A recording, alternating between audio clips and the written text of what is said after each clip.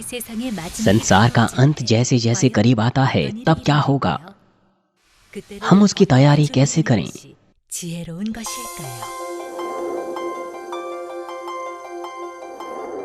यीशु मसीह का प्रकाशित वाक्य जो उसे परमेश्वर ने इसीलिए दिया कि अपने दासों को वे बातें जिनका शीघ्र होना आवश्य है दिखाएं, और उसने अपने स्वर्गदूत को भेजकर उसके द्वारा अपने दास यूहन्ना को बताया।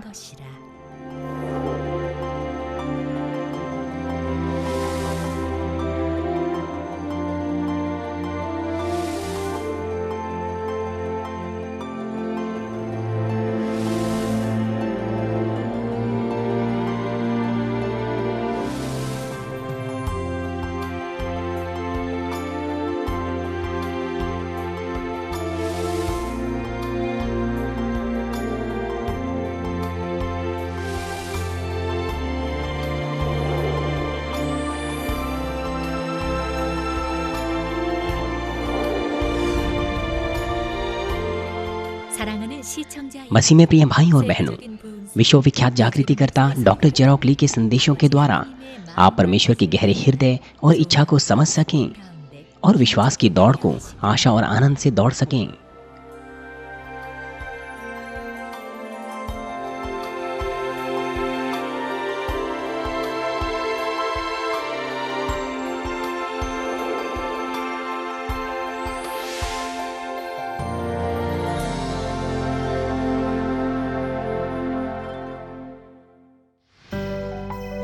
पवित्र शास्त्र बाइबल से पढ़ा जाएगा प्रकाशित वाक्य 4 अध्याय 3 और 4 पद। और जो उस सिंहासन पर बैठा है वह यशब और मानिक का सा दिखाई पड़ता है, और उस सिंहासन के चारों ओर मरकत का सा एक मेघधनुष दिखाई देता है, और उस सिंहासन के चारों ओर 24 सिंहासन हैं, और इन सिंहासनों पर 24 प्राचीन श्वेत वस्त्र पहने हुए बैठे हैं, और उनके सिरों पर सोने के मुकुट है। मसीह में प्रिय भाई और बहनों और जीसीएम टीवी दर्शकों,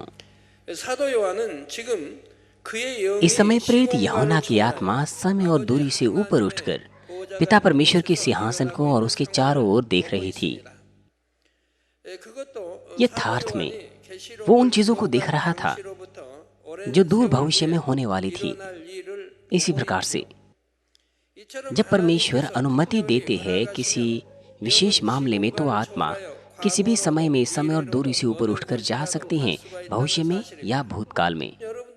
आप इसका बहुत सा अनुभव ले रहे हैं ड्रैगन फ्लाइज के द्वारा। बड़ी संख्या में ड्रैगन फ्लाइज, कैसे उन्हें पता चलता है कि आपके घर कहाँ है और वे वहां आती हैं? क्या ये अद्भुत नहीं है? मुझे लगातार गवाहियां मिलती रहती है। वे शाखा कलीसियाओं में जाती है, यहाँ तक कि विदेशों की शाखा कलीसियाओं में भी वे आपके घरों में आती हैं। वो पतझड़ में आनी चाहिए, परंतु वो ड्रैगन फ्लाइज आपके घरों में आती हैं, मच्छरों को खा जाती हैं, ताकि गर्मियों का आनंद आप बिना मच्छरों से ले सकें।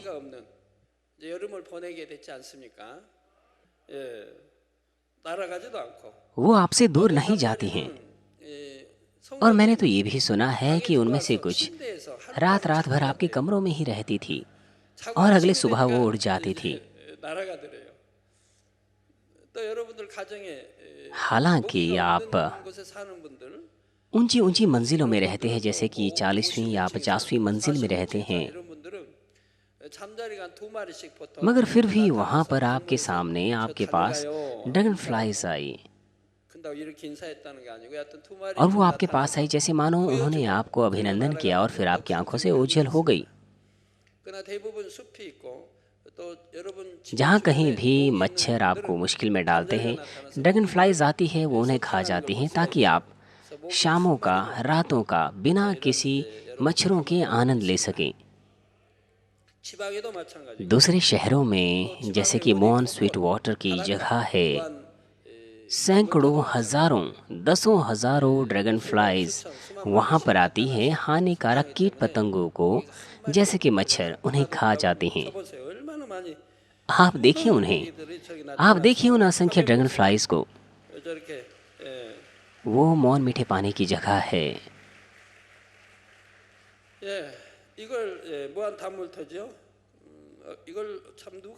कौन इसे समझ सकता है? जहाँ कहीं मानवीन के सदस्य रहते हैं वो वहाँ आती हैं। मैं टॉप फ्लोर पर चला गया था क्योंकि वहाँ पार्क है, बहुत सारे पेड़ पौधे हैं और वहाँ पर ड्रैगन फ्लाइज दलों में आती हैं और कभी कभार वहाँ कुछ नहीं होता है। आमतौर पर दोपहर में ज़्यादा होती हैं वहाँ पर, लेकिन सुबह में नहीं होती। और जब कभी मैं वहाँ जाता हूँ अचानक से मेरी आंखों के सामने वो आती हैं। वो इस तरह से मेरे सामने आती हैं। जब मैं टॉप फ्लोर पर होता हूँ, जैसे मानो मैं कह रहा हूँ कि मैं यहाँ हूँ, वो तुरंत ही मेरी आंखों के सामने आती हैं। मैंने ये कहानी सदस्यों को भी बताया था जो बेसमेंट में थे और उन्होंने कहा कि उन्होंने भी इसका अनुभव लिया। वो कह रहे थे कि ये बड़ी अनूठी बात है। वो ऊंचे आकाश से नीचे उतरती हैं और वो आपकी आंखों के सामने प्रकट होती हैं और फिर वो क्षण भर में ओझल हो जाती हैं। अचानक से वो आती हैं, अचानक से ओझल हो जाती हैं। ये अद्भुत है।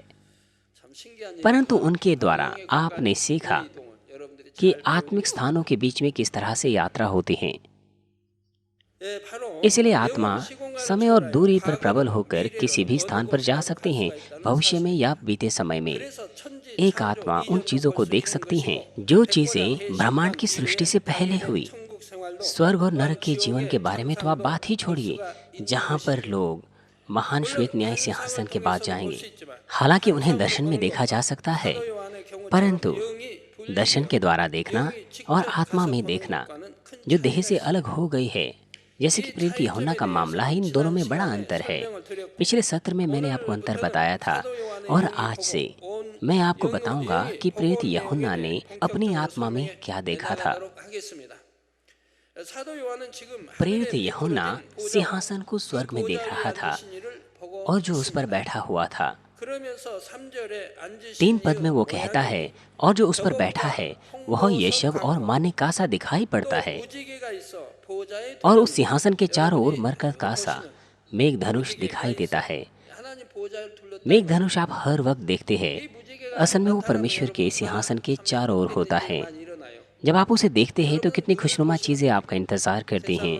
आप हर वक्त उसे देखते हैं, मगर संसार में लोग इस तरह का मेघ धनुष बहुत से वर्षों में केवल एक बार देखते हैं, मगर आप हर वक्त हर सप्ताह देखते हैं। विविध रंगों का वर्षा धनुष हम देखते हैं। उनका सूरज से बादलों से कोई लेना देना नहीं, और जब कोई सूरज ना भी हो तब भी आप हर वक्त वर्षा धनुष देखते हैं। आप देखिए मेघ धनुष को जो चर्च के ऊपर है, उसका सूरज से कोई लेना देना नहीं। इसके अलावा एक और वर्षा धनुष है जिसे मैंने अपने प्रार्थना घर में देखा था।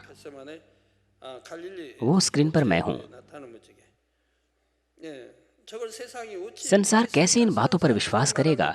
संसारिक लोग ऐसे कहेंगे जैसे मानो मैं उन्हें झूठ बोल रहा हूँ, यद्यपि मैं सब बातें सच कह रहा हूँ। वो लिनियर है और उस वर्षा धनुष के चारों ओर क्रॉस लाइन्स हैं, सिमेट्रिकल्स है और गोलाकार मेघ धनुष हैं, और उसके अलावा लिनियर मेघ धनुष है। वो वर्षा धनुष जो आप देखते हैं हर वक्त हर सप्ताह, वो वर्षा धनुष परमेश्वर के सिंहासन के चारों ओर है स्वर्ग में। मरकत कासा दिखाई देता है।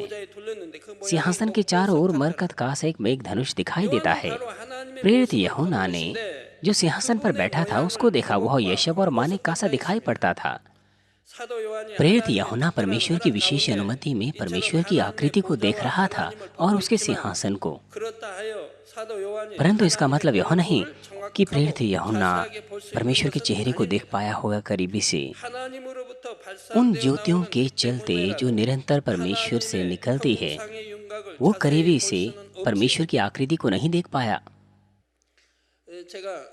क्रूस का संदेश बहुत से पास्टर्स के लिए संसार भर में एक जागृति की बुलाहट है, और संसार भर में क्रूस के संदेश के द्वारा असंख्य लोग जागृत हो रहे हैं। जब मैंने क्रूस के संदेश के बारे में परमेश्वर का प्रकाशन पाया था, मेरी आत्मिक आंखें खुली हुई थी।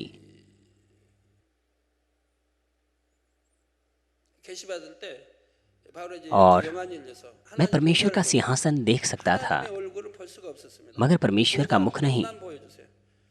उसने मुझे केवल सिंहासन दिखाया।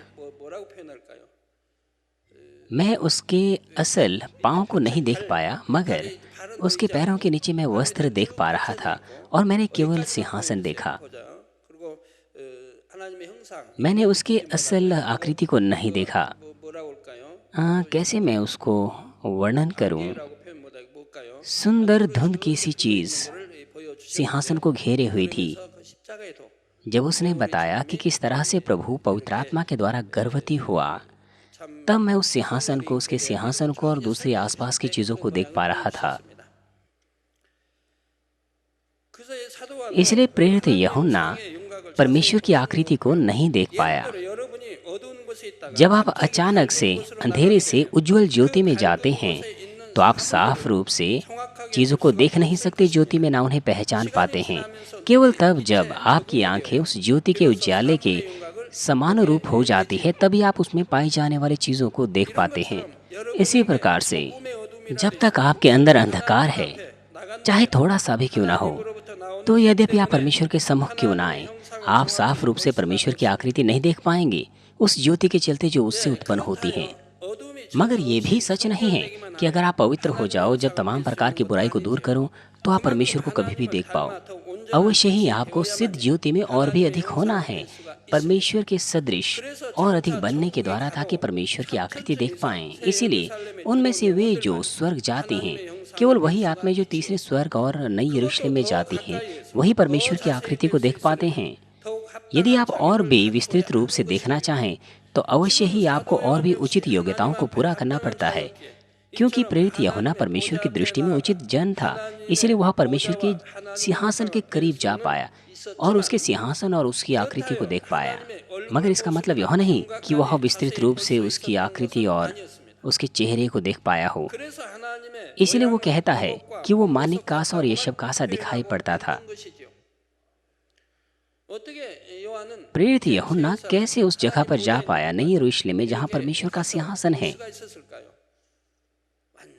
वो पूरी तरह से पवित्र था। वो तमाम परमेश्वर के घराने में विश्वास योग्य था और उसने इतनी प्रार्थनाएं एकत्र की थी। सबसे पहले जब उसने कहा कि परमेश्वर यशब कासा दिखाई पड़ रहा था, इसका अर्थ है कि जो ज्योतियाँ परमेश्वर से निकलती है वो अलग अलग रंग की है, क्योंकि अलग अलग रंग की ज्योतियाँ यशब के पत्थर से निकलती है जब ज्योति चमकती है। और जब उसने अलग अलग प्रकार के रंगों की ज्योतियाँ परमेश्वर से निकलते हुए देखी, तो उसने उन्हें यशब के पत्थर के समान बताया। यशब का पत्थर उज्जवल, सुंदर और आंखों को चौंका देने वाली ज्योतियों को निकालता है, और इसमें रम्यता या प्रांजलता का अर्थ पाया जाता है। दूसरे शब्दों में, यह साफ है, शुद्ध है, ईमानदार है और धर्मी है। प्रेरित यूहन्ना के दृष्टिकोण से उसने परमेश्वर की आकृति की तुलना एक पत्थर से की, जो उसे बहुत ही बहुमूल्य और सुंदर लगा, और उसने कहा कि वह मानिक का सा दिखाई दे रहा था। उसने परमेश्वर की आकृति की तुलना उस ज्योति से की जो मानिक की सी थी, जिसका सुंदर और लाल रंग होता है। मानिक के रंग में पवित्र आत्मा का रंग पाया जाता है, जो परमेश्वर के अंदर निवास करता है। ये संभव है क्योंकि त्रिएक परमेश्वर मूल रूप से एक है। परमेश्वर की ज्योति, पवित्र आत्मा, जो पिता परमेश्वर से अलग हुआ है, वह पिता परमेश्वर में भी पाया जाता है। इसीलिए यशब पत्थर और मानिक का रंग त्रिएक परमेश्वर में समान है, परंतु मानिक का रंग विशेष रूप से परमेश्वर पवित्र आत्मा को दर्शाता है। और प्रेरित यूहन्ना ने कहा कि सिंहासन के चारों ओर मरकत का सा मेघधनुष दिखाई देता है। मेघधनुष का मतलब है एक वाचा, एक प्रतिज्ञा। उत्पत्ति 9 अध्याय 12 से 13 पद में परमेश्वर कहता है, फिर परमेश्वर ने कहा, जो वाचा मैं तुम्हारे साथ और जितने जीवित प्राणी तुम्हारे संग है, उन सब के साथ भी युग युग की पीढ़ी पीढ़ियों के लिए बांधता हूँ, उसका यह चिन्ह है कि मैंने बादल में अपना धनुष रखा है। वह मेरी और पृथ्वी के बीच में वाचा का चिन्ह होगा। और उत्पत्ति 9 अध्याय 16 और 17 पद कहता है, बादल में जो धनुष होगा मैं उसे देख के यह सदा की वाचा स्मरण करूंगा जो परमेश्वर के और पृथ्वी पर के सब जीवित शरीरधारी प्राणियों के बीच में बंधी है। फिर परमेश्वर ने नूह से कहा, जो वाचा मैंने पृथ्वी भर के सब प्राणियों के साथ बांधी है उसका चिन्ह यही है। ये परमेश्वर की प्रतिज्ञा थी कि वो फिर से कभी भी संसार का न्याय पानी से नहीं करेगा। इसी प्रकार से परमेश्वर ने मेघ धनुष दिया जो परमेश्वर के सिंहासन को घेरे हुए है और यह उसकी प्रतिज्ञा का चिन्ह है। इसलिए मेघ धनुष बारिश के बाद या फिर सूरज के चारों ओर वर्षा धनुष या दूसरे वर्षा धनुष वे परमेश्वर की प्रतिज्ञाएं हैं। जब कभी भी हमारे कोई कार्यक्रम होते हैं, जैसे कि समर रिट्रीट हो गया या कोई सेमिनार, हम वर्षा धनुष को देख पाते हैं। और उद्धार पाई हुई परमेश्वर के संतान के अंतिम संस्कार के स्थानों में परमेश्वर हर वक्त वर्षा धनुष दिखाते हैं। कुछ लोग दूसरों को अपने वादे के निश्चय के रूप में कोई चिन्ह देते हैं। इसी प्रकार से परमेश्वर और उसके लोगों के बीच में वाचा के चिन्ह के रूप में परमेश्वर ने मेघ धनुष दिया जो उसके सिंहासन को चारों ओर से घेरा हुआ है। ये बिल्कुल ऐसे है जैसे परमेश्वर के सिंहासन की कसम खाना। इसलिए मेघ धनुष का मतलब है उस प्रतिज्ञा के वचन के लिए एक वाचा का चिन्ह जो परमेश्वर ने दिया। संसारिक लोग मेघ धनुष को प्राकृतिक सिद्धांत के रूप में समझने की कोशिश करते हैं, परंतु परमेश्वर पर विश्वास करने वाले लोगों को पता होना चाहिए कि मेघ धनुष वाचा का चिन्ह है जो परमेश्वर की ओर से है। इससे भी बढ़कर यदि कोई ऐसा मेघ धनुष दिखे जिसे मनुष्यों के ज्ञान या विज्ञान से समझाया नहीं जा सकता, तो लोगों को अवश्य ही आश्चर्य करना चाहिए कि क्यों परमेश्वर इस कम दिखने वाले मेघ धनुष को दिखा रहा है जो कि वाचा का चिन्ह है। प्यारे भाइयों और बहनों, एक मेघ धनुष आमतौर पर ज्योति के स्पेक्ट्रम को दर्शाता है जो सूरज के विपरीत ओर बारिश के बाद दिखता है। माना जाता है कि ये एक ऐसा सिद्धांत है जो तब प्रकट होता है जब नमी वाली हवा में प्रकाश चमकता है। 15 मई 1998 से असामान्य दिखने वाले मेघ धनुष इस कलीसिया में दिखने शुरू हुए और वह तिहरा मेघ धनुष था। और यह मेघ धनुष गोलाकार था जो सूरज को घेरे हुए था। तब परमेश्वर ने हमें बताया कि क्या कारण है कि उन्होंने हमें गोलाकार वर्षा धनुष दिखाया। उन्होंने कहा कि यह चिन्ह है कि मैं तुम्हारे साथ हूँ। 1998 और 99 में आजमाइशों से गुजरने से पहले उन्होंने हमें ये दिखाया था, 3 आजमाइशों से पहले, और उन्होंने कहा कि मैं तुम्हारे साथ हूँ। ये हमसे विनती थी कि हम धोखा न खाएं। उन्होंने ऐसा मेघ धनुष पहले से ही इस तरह से हमें दिखा दिया था। तब से तमाम मार्मिन के सदस्यों ने देखा है अलग अलग प्रकार के मेघ धनुष अलग अलग आकारों में। और अब ये कैसे कभी भी संभव हो सकता है? वो इसीलिए क्योंकि मैंने परमेश्वर के न्याय अनुसार उचित योग्यताओं को पूरा किया। परमेश्वर ऐसे ही किसी अलौकिक सिद्धांत को बिना किसी शर्त के नहीं दिखा सकते।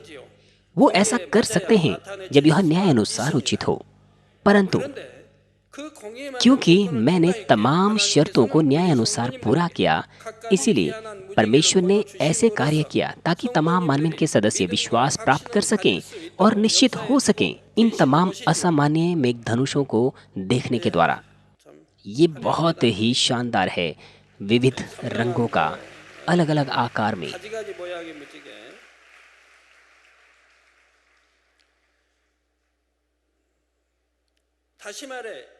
दूसरे शब्दों में, जब से मैंने कीमत को अदा किया, तमाम शर्तों को, न्याय की तमाम शर्तों को पूरा किया, तो मानवीय के सदस्यों का विश्वास बढ़ पाया है परमेश्वर के अद्भुत कामों को देखते हुए।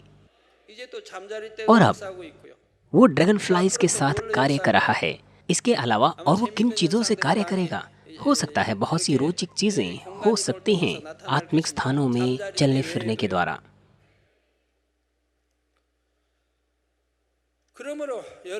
तथ्य यह है कि मेघ धनुष जो आपने देखे वो मेघ धनुष नहीं है जो केवल तभी दिखते हो जब पहले स्वर्ग की शर्तें मिलती हो। ये वो मेघ धनुष है जो परमेश्वर स्वर्ग के स्थानों को खोलकर दिखाते हैं। कभी कभार परमेश्वर हमें मेघ धनुष दिखाते हैं दूसरे स्वर्ग के स्थान को खोलकर, और यहाँ तक कि तीसरे स्वर्ग और चौथे स्वर्ग के स्थान को खोलकर भी।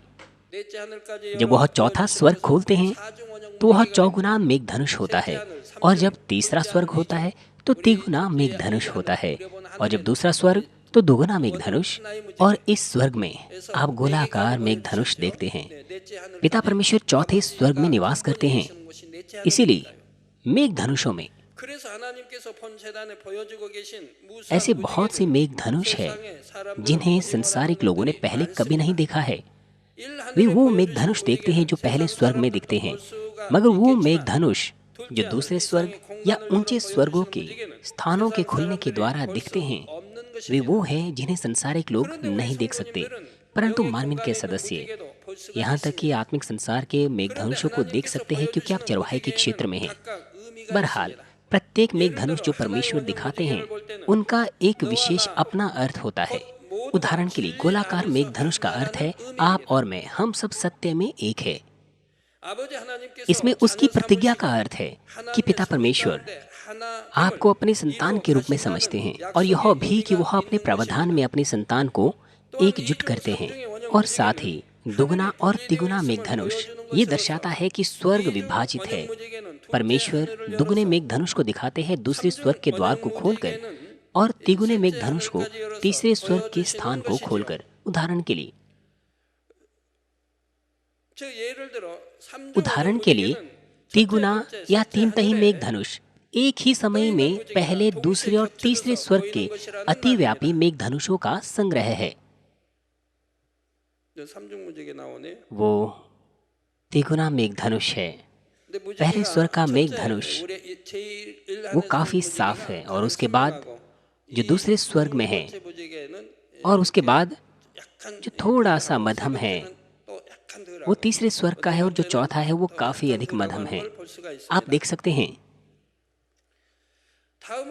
और जो सममितीय मेघधनुष होते हैं, उसका अर्थ है कि सब कुछ पिता परमेश्वर के स्थान में पूरा होता है।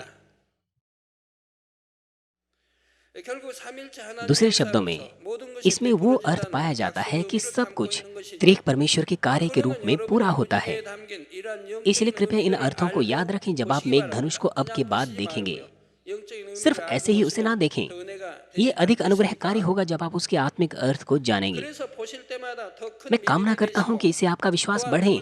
जब कभी आप मेघधनुष देखें, आप और भी अधिक आश्चर्यकर्म और अद्भुत मेघधनुष देख सकें जो परमेश्वर दूसरे, तीसरे और चौथे स्वर्ग के स्थानों से दिखाते हैं। हमारे प्रभु यीशु मसीह के नाम से मैं प्रार्थना करता हूँ। और अब प्रेरित यूहन्ना ने मेघधनुष के आकार को जो परमेश्वर को चारों ओर से घेरा हुआ है और उसकी ज्योति को मरकत से तुलना किया। अपने सीमित ज्ञान में उसने मेघधनुष के आकार की तुलना, जिसमें अलग अलग प्रकार की ज्योतियां निकलती है, मरकत से की। मरकत में जो अर्थ पाया जाता है वो है परमेश्वर ठोस है, दृढ़ है और बहुत ही ताकतवर है। प्यारे भाई और बहनों, जब आप कोई लेजर बीम शो देखते हैं तो आपको ज्योति के रंग दिखते हैं जो क्षण क्षण में बदलते रहते हैं। कभी कभार लाल रंग होता है, कभी कभार हरा रंग होता है, कभी कभार सफेद रंग, या कभी कभार इन रंगों का मिश्रण एक बार में दिखाई देता है। जो कोई भी इन शो को देखता है, निर्भर करता है कि उनका ज्ञान कितना है। वो अलग अलग तरीके से दृश्य का बखान देते हैं। कुछ लोग इसका वर्णन इसके साधारण रंगों के बारे में बात करके करते हैं, और कुछ ऐसे भी हो सकते हैं जो मिश्रित रंगों की तुलना उन रंगों से करने की कोशिश कर सकते हैं जिन्हें वे जानते हैं। प्रेरित यूहन्ना ने भी अपनी बेहतर की कि तमाम ज्योतियों का वो बखान कर सके, उनकी तुलना यशब, मानिक और मरकत से करते हुए जब उसने उन ज्योतियों को देखा जो परमेश्वर से निकल रही थी, परमेश्वर के सिंहासन से और मेघधनुष से जो परमेश्वर के सिंहासन को घेरे हुए था। इसीलिए जब आप इस पाठ के अध्याय को पढ़ते हैं तो परमेश्वर के सिंहासन की ज्योतियों को उन ज्योतियों तक सीमित ना करें जो ज्योतियां इन सामान्य मणिरत्नों से निकलती है, जैसे कि यशब है, मानिक है या मरकत है। इसके बदले अपनी आत्मा पे आप कल्पना करने की कोशिश कीजिए कि किस प्रकार से विविध और महिमावान ज्योतियां लगातार निकल रही है। और अब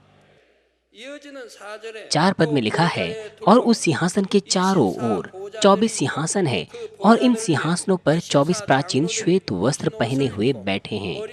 और उनके सिरों पर सोने के मुकुट है। प्यारे भाइयों और बहनों, जब हम स्वर्ग जाते हैं तो सब कुछ बहुत ही कड़े तरीके से होता है, प्रत्येक स्तर और क्रम के आधार पर। जब किसी भोज या समारोह में आसन का प्रबंध किया जाता है तो आसन का क्रम बड़ी शुद्धता से प्रत्येक के आत्मिक स्तर के आधार पर निर्धारित किया जाता है।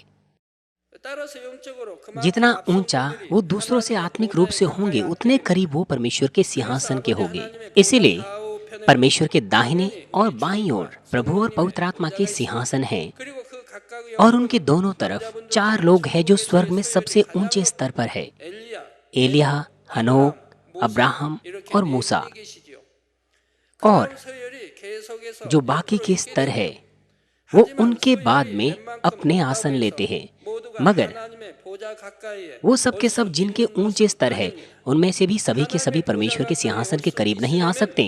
परमेश्वर के सिंहासन के करीब आने के लिए उन्हें कम से कम 24 प्राचीन में से एक होना पड़ेगा, जो आज के पाठ में भी लिखे हुए हैं। ये 24 प्राचीन सभी के सभी मनुष्य है।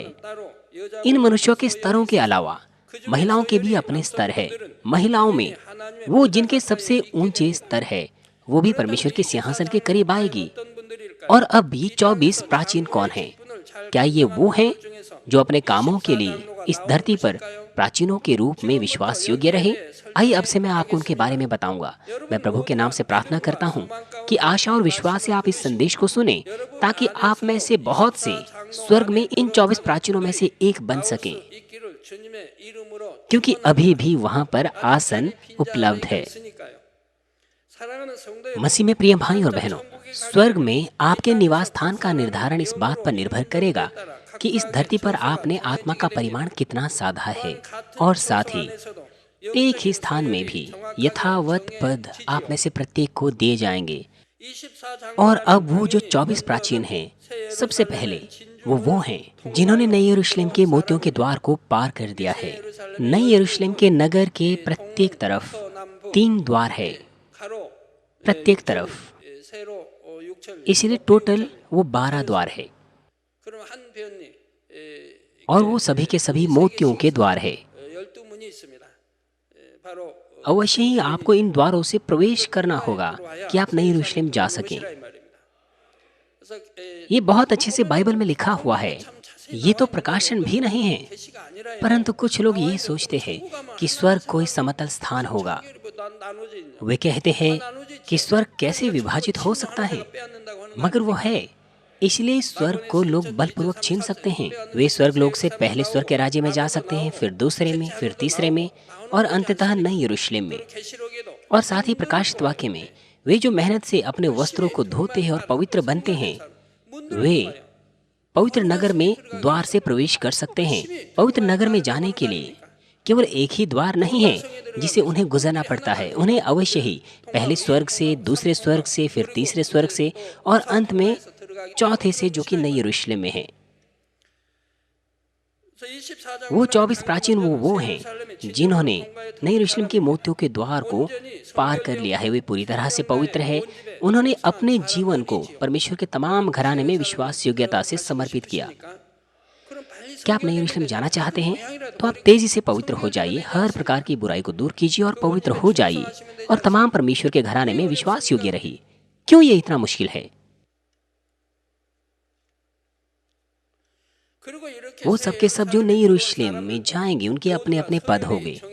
वो जो पद में ऊंचा होगा वो विश्वास के सामान्य पहलुओं में सबसे बेहतर है, मगर अवसर ये हो सकते हैं कि उनके अंदर दूसरे भी बेहतरीन पहलू हो सकते हैं। उदाहरण के लिए ऐसे लोग वहाँ हो सकते हैं जिन्होंने हृदय के समान सुंदर रत्न को साधा हो, और ये क्षेत्र हो सकते हैं विश्वास, आशा, प्रेम, विश्वास योग्यता, भलाई, सत्य और ईमानदारी। परमेश्वर ऐसे लोगों को चुनेगा और 24 प्राचीनों के रूप में उन्हें स्थापित करेगा। और ये 24 लोग वो चुने गए हैं जो परमेश्वर के सिंहासन के सामने 24 प्राचीनों के समान खड़े होंगे। वे परमेश्वर के सिंहासन के करीब आएंगे, जैसे कि आज पाठ में लिखा है, और वो महिमा, आदर सदा सदा काल के लिए प्राप्त करेंगे, परमेश्वर की संतान के प्रतिनिधि के रूप में जिनकी जुताई बहुत अच्छे से हुई है। और साथ ही वे अंतिम न्याय के दिन भी प्रत्येक व्यक्ति के विश्वास को मापने का मापदंड का काम करेंगे। उदाहरण के लिए कि किसी विश्वासी ने प्रभु का इनकार किया सताव के चलते और उसने संसारिक व्यक्ति के समान जीवन जिया और अब वह न्याय के सामने खड़ा है। वो तमाम प्रकार के बहाने बनाएगा अपने दृष्टिकोण से ताकि वो न्याय से बच सके कि जो सताव था वो बहुत गंभीर था कि मैं विश्वास में नहीं रह पाया। तब प्रेरित पतरस, जिसे उल्टा क्रूस पर लटकाया गया था, एक गंभीर सताव के बाद, या फिर दानियल जिसने अपने विश्वास को नहीं नकारा, यहाँ तक कि शेरों की मान में उसे डाल दिया गया, तब वो उसके सामने खड़े होंगे। जब वे अपनी परिस्थिति की गवाही देंगे और बताएंगे कि कैसे वो अपने विश्वास में बने रहें, तो जो कोई भी बहाना बनाने की कोशिश करेंगे वे बिल्कुल भी कुछ नहीं बोल पाएंगे। ये 24 प्राचीन प्रतिफल के न्याय में भी अपनी भूमिका अदा करेंगे। मान लीजिए कोई व्यक्ति न्याय के लिए खड़ा है। उसने परमेश्वर से जुनून भरे हृदय से प्रेम किया और वो विश्वास योग्य था। तब उसकी विश्वास योग्यता का मापन किया जाएगा, ये देखने के लिए कि उसकी विश्वास योग्यता कितनी आदर्श और बहुमूल्य थी। 24 प्राचीनों में उसकी विश्वास योग्यता की तुलना किसी एक से की जाएगी, जैसे कि प्रेरित पौलुस है, और उसी के आधार पर उसके प्रतिफल का निर्धारण किया जाएगा। मनुष्य जुताई के 6000 वर्षों के लंबे इतिहास में परमेश्वर की असंख्य संतानों में से 24 लोगों का चुनाव किया जाएगा और वो न्याय के मानक बनेंगे। इसी तथ्य से आप कल्पना कर सकते हैं कि 24 प्राचीनों में से कोई एक बनना ये कितना आदर की बात है। इसलिए अब से आइए हम देखें कि 24 प्राचीनों में से वो कौन है और हम उनके विश्वास को करीबी से देखेंगे। परंतु उसमें जाने से पहले अवश्य ही आपको इस बात को जान लेना है कि एलिया, हनोक, अब्राहम और मूसा, जो पहले, दूसरे, तीसरे और स्वर्ग में चौथे पद पर है, वो 24 प्राचीनों में नहीं पाए गए हैं। वो इसलिए नहीं कि उनके अंदर कोई कमियां थी उनके विश्वास में, बल्कि वो है जो सिद्धता से पिता परमेश्वर के सदृश हो गए थे, इस सीमा तक कि वे महान श्वेत न्याय सिंहासन से भी छूटे हुए हैं, यानी कि मुक्त है। ये 4 व्यक्ति दोष रहित, दाग रहित और पवित्र है। एलिया को जिंदा ही उठा लिया गया। पाप की मजदूरी मृत्यु है। मनुष्य को मृत्यु का सामना करना चाहिए, मगर उसकी मृत्यु नहीं हुई, वो जिंदा ही उठा लिया गया। क्या अर्थ है इसका? क्योंकि वो पवित्र था जिसमें किसी प्रकार की बुराई नहीं थी। हनोक के विषय में क्या है? क्योंकि वो पवित्र था जिसमें कोई बुराई नहीं थी, इसलिए वो 300 वर्षों तक परमेश्वर के साथ साथ चला और उसे भी जीवित उठा लिया गया। अब्राहम के बारे में आप क्या सोचते हैं? बाइबल में आप देख सकते हैं कि उसके अंदर कोई भी बुराई नहीं थी और वह विश्वास का पूर्वज कहलाया, और वो ऊपरी कब्र में सब कुछ देख रेख करता है। जब वो मरा, क्योंकि उसे ऊपरी कब्र में लोगों की देख रेख करनी थी, उनकी जो स्वर्ग जाने वाले हैं, विश्वास के पूर्वज के रूप में, इसलिए उसे जिंदा नहीं उठा लिया गया ताकि वो ऊपरी कब्र की देखरेख कर सकें। ये था अब्राहम। इसलिए मूसा के साथ भी ऐसा ही था। उसकी मृतक देह नहीं मिली। उसकी मृतक देह के ऊपर, जैसे कि यहूदा में लिखा है नए नियम में, मिकाएल जो प्रधान दूत है और दुष्ट के बीच युद्ध हुआ, लड़ाई हुई उसकी देह के ऊपर। ये मनुष्य सभी के सभी पवित्र थे। मूसा इस धरती पर सबसे अधिक नम्र व्यक्ति था। वो इस तरह से पवित्र था।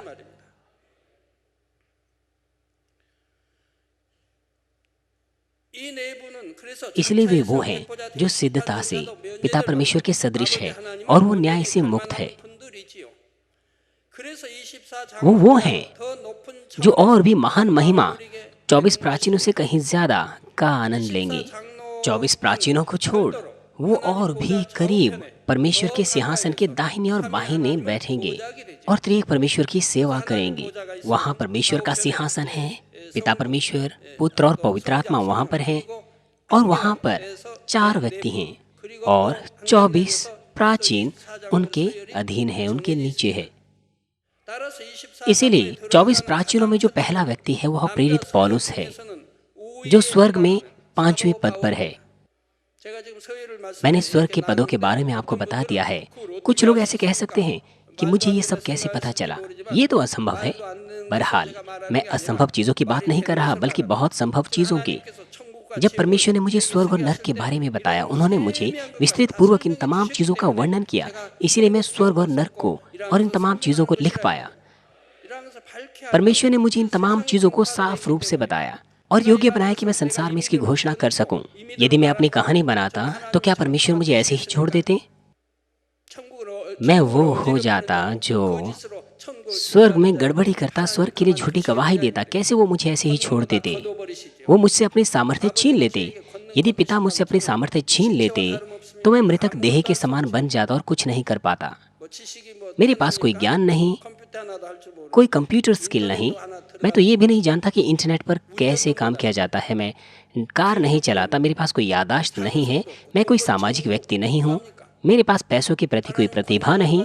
यदि परमेश्वर अपनी सामर्थ्य मुझसे ले लेता तो मैं जीरो बन जाता, कुछ नहीं हो जाता। क्या ऐसा बहुमूल्य संदेश मैं तैयार कर पाता? मैं कर पाया हूँ क्योंकि परमेश्वर ने मुझे बताया है, और वो सभी के सभी वचन सत्य है और उचित है।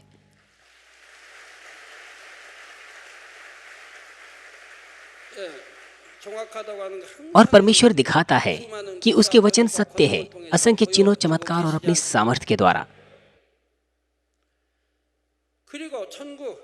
और स्वर्ग में दूसरी कतार में 6वें से लेकर 10वें पद तक तमाम 24 प्राचीनों के सदस्य हैं, 9वें पद को छोड़कर, जिसके विषय में परमेश्वर ने मुझे अभी नहीं बताया है। वहां पर प्रेरित पतरस है, प्रेरित यूहन्ना है, दाऊद है और शमूएल भविष्यद्वक्ता है। इसका मतलब यह नहीं कि 9वें पद का व्यक्ति 24 प्राचीनों में से कोई एक नहीं बनेगा। बात सिर्फ यह है कि पिता परमेश्वर ने सटीक रूप से मुझे अभी नहीं बताया है कि वो कौन है, इसलिए मैं आपको साफ रूप से नहीं बता सकता। मैंने 24 में से 5 के नाम आपको बता दिए हैं। आप आसानी से इस बात को देख सकते हैं कि उनका जीवन कितना जोशीला और विश्वास कितना शुद्ध था जब आप बाइबल पढ़ते हैं। प्रेरित पौलुस के जुनून के बारे में आप सोचिए, जिसने अपने पूरे जीवन भर अपने आप को प्रभु के लिए समर्पित कर दिया। वो तमाम प्रकार के बखान से बाहर सताव से गुजरा जब वो अपनी पूरी ताकत से प्रभु के सुसमाचार का प्रचार कर रहा था, मगर उसने इसके विषय में कभी भी कोई कुड़कुड़ाहट नहीं दिखाई। मैं उन्हें नहीं समझ पाता जो कुड़कुड़ाते हैं कि परमेश्वर के लिए काम करना मुश्किल है। मैं नहीं समझ पाता कि क्यों वे दुखी हो जाते हैं और मेहनत से काम नहीं करते।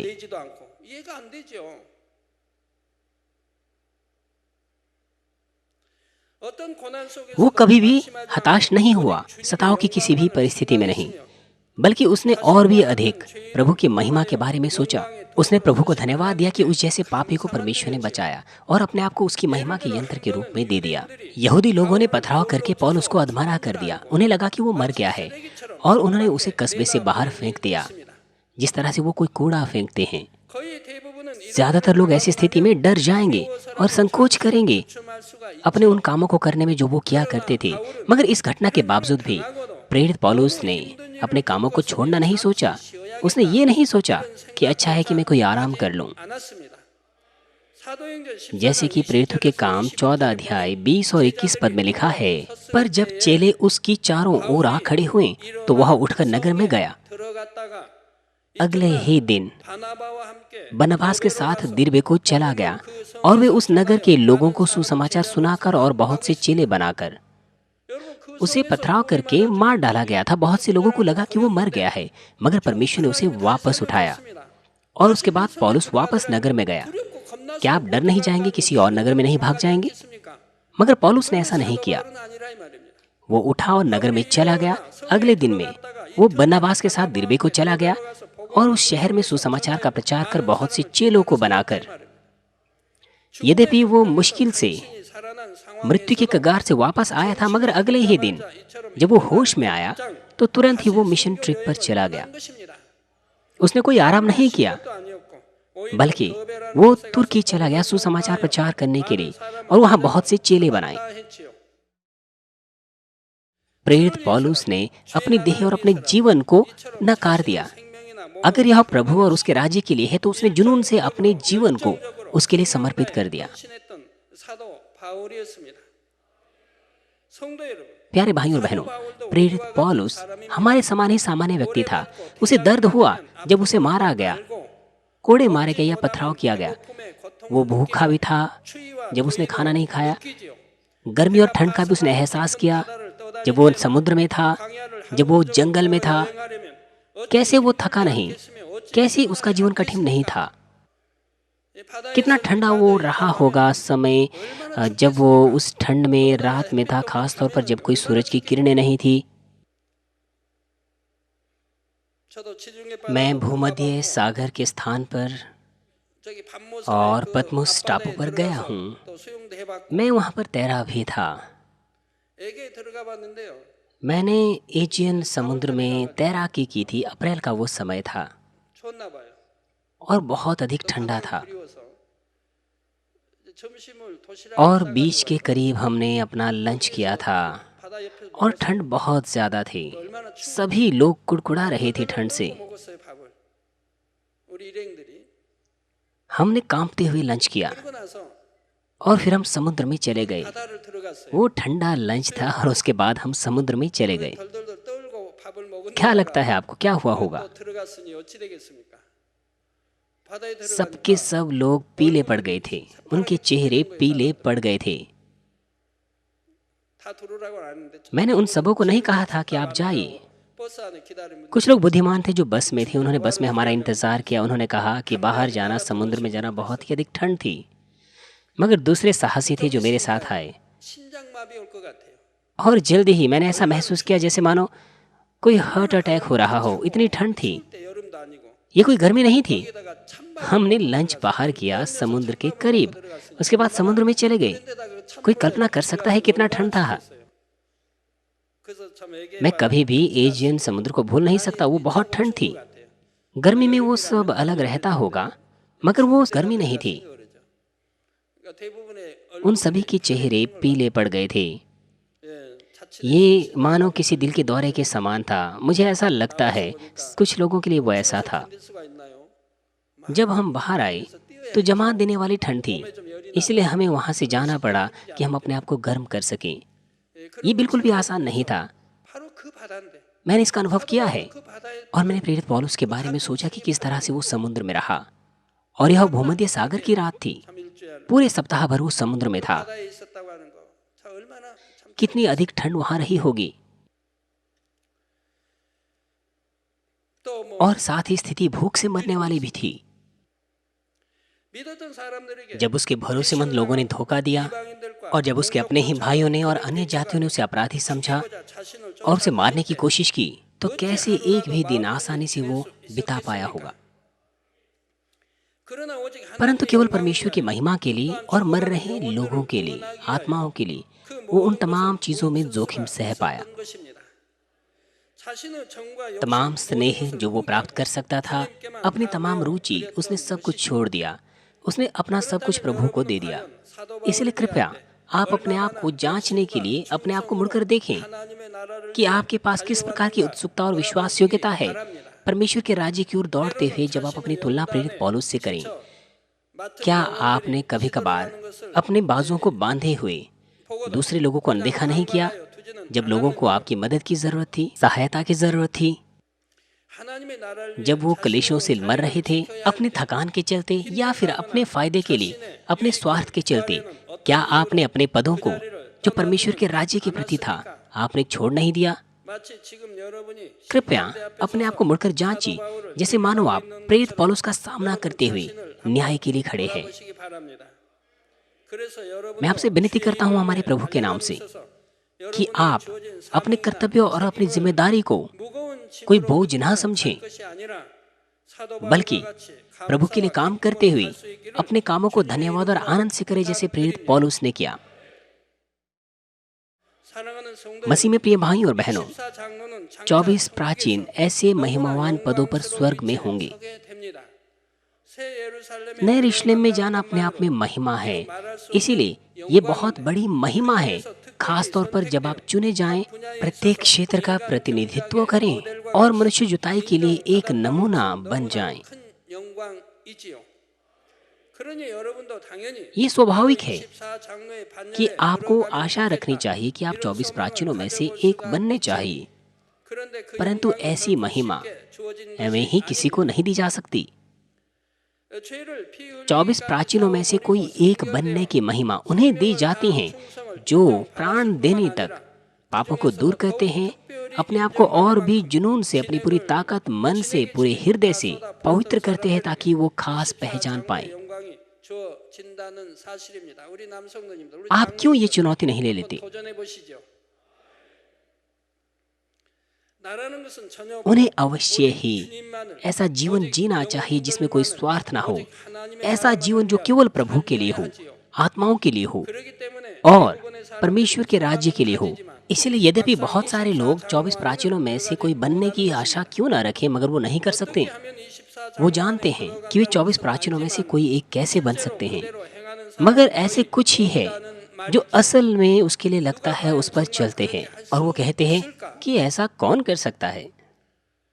ये तो केवल वही कर सकते थे जो विश्वास के पूर्वज थे, जो बाइबल में लिखा हुआ है, और इस तरह से वो लोग छोड़ देते हैं। लेकिन आपको नहीं छोड़ना है। मनुष्य जुताई के 6000 वर्षों के इतिहास में आप वे हैं जो अपना बेहतर विश्वासी जीवन जी सकते हैं। क्यों? क्योंकि आपको छोड़ कोई ऐसा और व्यक्ति नहीं है जिन्होंने असंख्य चिन्हों, चमत्कार और परमेश्वर की सामर्थ्य का अनुभव लिया है। यहाँ तक कि मूसा के समय में भी लोगों ने चिन्हों और चमत्कार का अनुभव समय समय पर लिया, मगर आप हर वक्त उन्हें देखते हैं। आपने असंख्य चिन्हों और चमत्कारों को देखा है। इसलिए विश्वासी जीवन जीना यहाँ कितना अद्भुत है। आप अपना विश्वासी जीवन 100% परमेश्वर पर भरोसा करते हुए जी सकते हैं। इसलिए कृपया ये मत कहिए कि केवल विश्वास के पूर्वज ही इसे कर सकते थे। आप ऐसा ना कहें और ना ही छोड़ें।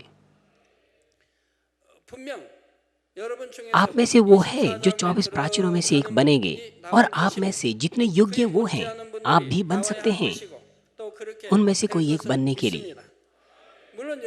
और मैं विश्वास करता हूं कि आप बनेंगे, और बहुत सी महिला सदस्य भी ऊंचे पदों को स्वर्ग में प्राप्त करेंगी। इसलिए मैं आपसे विनती करता हूं कि आप अपने लक्ष्य की ओर विश्वास की दौड़ को रोके बगैर आशा के साथ दौड़ते जाइए। हमारे प्रभु ने मत्ती 11 अध्याय 12 पद में कहा, यूहन्ना बपतिस्मा देने वाले के दिनों से अब तक स्वर्ग के राज्य पर जोर होता रहा है और बलवान उसे छीन लेते हैं। स्वर्ग पर जोर होता रहा है। क्यों स्वर्ग पर जोर हो सकता है? जोर करने वाला व्यक्ति यानी कि बलवान उसे छीन लेता है।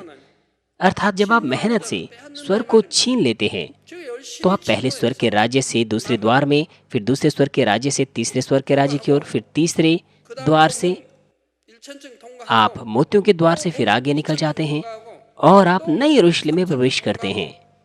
इस प्रकार से है कि नहीं? आपको ये करना चाहिए। और बलवान उसे छीन लेता है।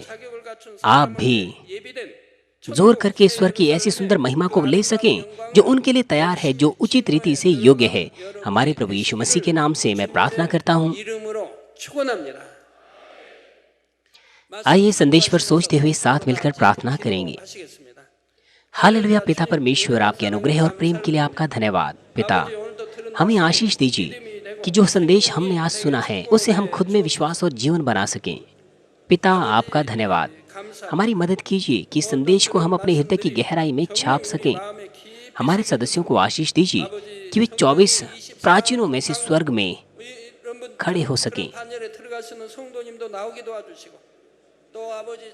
जिस प्रकार से स्वर्ग में ऊंचे पद की महिलाएं हैं, हमारी महिलाओं को आशीष दीजिए कि वे भी स्वर्ग में ऊंचे पदों की महिलाएं बन सकें। पिता परमेश्वर, आपका धन्यवाद। हमारे प्रभु यीशु मसीह के नाम से मैं प्रार्थना करता हूँ। आमीन।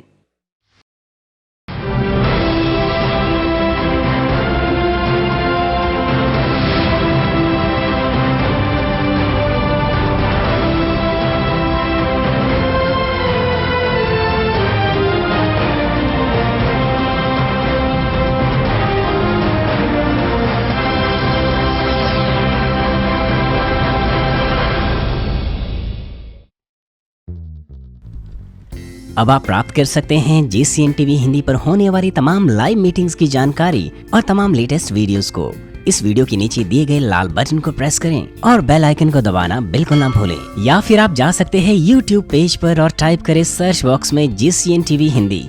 GCN TV हिंदी पेज को खोलें और दिए गए लाल बटन को प्रेस करके सब्सक्राइब कर लीजिए और साथ ही बेल आइकन को दबाइए ताकि आप तमाम लेटेस्ट वीडियोस, लाइव इवेंट्स और लाइव मीटिंग्स के नोटिफिकेशंस प्राप्त कर सकें और हमारे साथ हमारे हर प्रोग्राम में शामिल हो सकें। और साथ ही लाइक कीजिए हमारे सभी वीडियोस को और मदद कीजिए अधिक से अधिक लोगों तक पहुंचाने में।